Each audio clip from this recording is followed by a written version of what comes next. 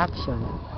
Salamat sa iyo, Joy. Muli, magandang umaga sa inyong lahat. Nandito naman tayo ngayon sa Region 3 o Gitnang Luzon upang puntahan ang lugar kung saan nagmimina ang mga minero. Kita nyo naman na parang mga unggoy ang nakatira dito. Napakahirap dumaan. Kung matatanaw nyo, malapit na tayo sa mga minero.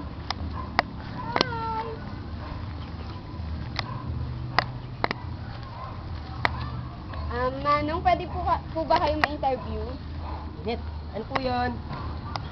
Tatanungin ko lang po kung ano yung mga yamang mineral na matatagpuan dito sa Region 3. Unahin po natin yun sa Bataan.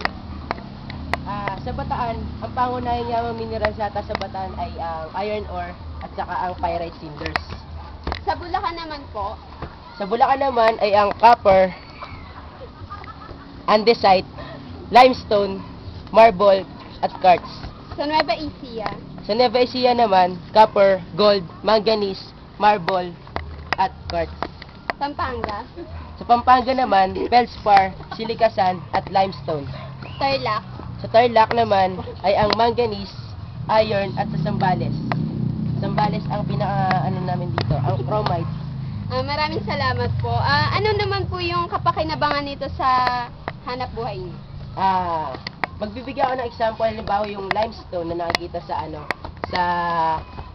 sa Nueva Ecija. Yung limestone, ginagawa yun semento. Bali, malaki po pala talagang naitutulong nito. Oo naman.